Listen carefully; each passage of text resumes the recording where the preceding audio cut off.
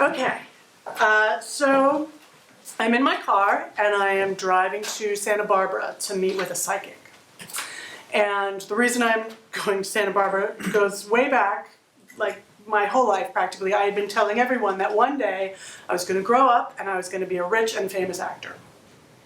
To which my incredibly loving and supportive parents would always reply that what they really hoped for me was that I never become a rich and famous actor, because rich and famous actors seem so incredibly unhappy all the time, and what they really wanted from me was happiness in my life. And so clearly their priorities were screwy and we didn't talk about it. But over the years I felt like, you know, rich was nice, but it had a lot of problems that came with it, so I didn't need that. And famous was really good on paper, but in reality it seemed like kind of a horrible way to live, so I was okay without that, but I never got past desperately wanting to be an actor. I really, on stage was where I came alive. I felt fulfilled in a way that nothing else did. So when I graduated from college, I drove cross country and moved to Los Angeles to pursue my dream of becoming an actor. And so at this point it's now about 10 years later, and I'm driving to Santa Barbara, and in some ways my parents have gotten their wish, because I am not rich and I am not famous, but I am also not performing and I am not happy. And so I'm starting to think that maybe it's time to give up, that maybe part of being a grown-up is that you accept that no matter how desperately you want something or how hard you're willing to work for something, maybe some dreams just don't come true and you let them go. So I am hoping that this psychic is going to sort of speak in the voice of the universe and just give me a solid answer one way or the other, like, yeah, it'll happen, no, it's not going to happen. And either way, I'll know. So I've never met her before, but I pull up to her house in Santa Barbara, and it's a lovely little like ranch, one-story house with a little flower garden and a fence, and she comes to the door to greet me, and she's, you know, real pretty lady. She matches the house. She's got like slacks and a sweater on, and she's sort of like a template of like nice lady, kind of. She takes me in the living room where we're going to do this session, and again, it's sort of nice, soft colors and some nice art on the walls, and you know, there's not like a crystal ball or like pentacles, or you know, like there's not like a beaded curtain that hides a unicorn in the kitchen or anything like that. So we sit down. I sit on the sofa, and she sits across from me, and we start the session, and she talks about a bunch of different things, and I'm sort of going along with her, and she has lots of very nice things to say about me as a person. I'm smart, and I'm capable, and I'm interesting, and I'm the sort of the kind of person who can choose her own destiny, and I humbly agree. But it also, in the back of my head, there's like a little voice that says, you know, if you're a psychic and you want repeat business, then you're probably going to have a much better chance of people coming back if you tell everybody that they're really smart and interesting,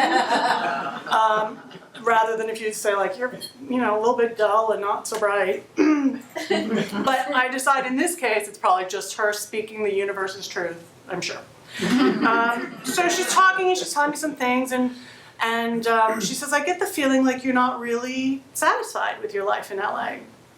And I sort of perk up, and I'm thinking like, yes, now comes my answer.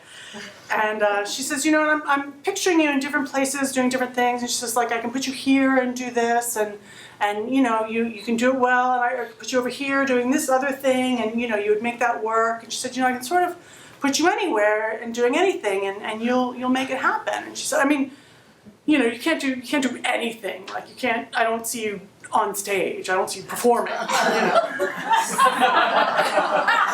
And this whole time I'd been trying to sort of stay neutral, just so I didn't guide her down any paths, but something must have happened to my face, because she sort of stopped and she looked at me and she said, "What is it that you do?" And I said, "Well, I'm an actor."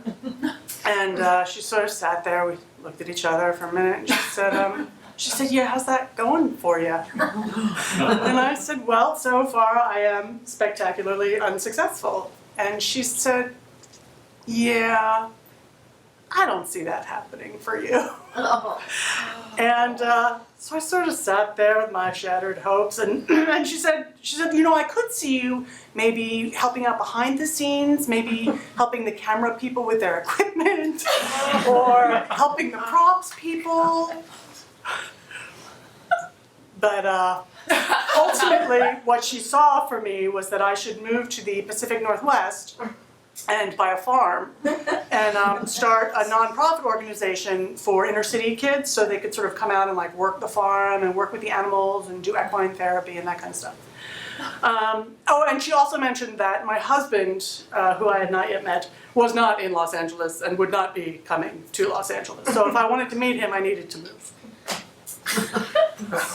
So we finished the session, and she walks me in my car, I get back in my car, and I start the drive back to LA. And I think, you know, I came here for an answer. I came here to ask the universe, like, is it worth it? Should I keep fighting for this dream and putting my heart and soul into this? And the universe had responded clearly and unequivocally. No, absolutely not. There is no success or satisfaction down this road for you. Let it go, move to Oregon, buy a farm. So I felt pretty shitty, honestly. Really, really horrible drive back to LA. But as I got closer, I started thinking back on our session and I thought, you know, she did say that the universe knows I'm very smart and the kind of person who can choose her own destiny. So really, it's just possible that I can hear the universe just as clearly as this lady can. And what I think I hear the universe telling me is that I should stay in Los Angeles and do what I want and keep fighting for my dream until I decide I don't want to do that anymore. And so I do not live in the Pacific Northwest. And if you are looking for someone to do equine therapy, then you will need to seek elsewhere for that as well. But if you do on your travels run into my husband, please let him know that I am still here in Los Angeles. I am still an actor, and he is welcome here anytime.